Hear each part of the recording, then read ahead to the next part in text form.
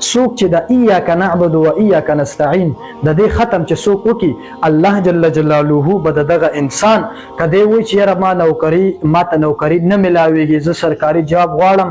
ما سکول ډیر اوي خو یاره ما ته نوکری نه ملاويږي، نو ان شاء الله څوک چې دا عمل وکي الله جل جلاله به دغه انسان هغه نوکری به ورته الله جل جلاله په 41 ورځو کې دنه هغه ورته ورکی. بیا که څوک وی چې یاره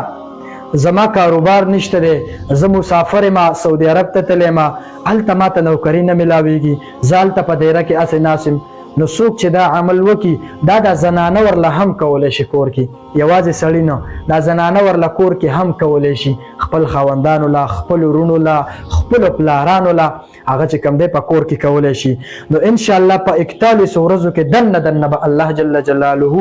ستاسو هر قسم مسله، هر قسم مشکلات، هر قسم مصیبتونه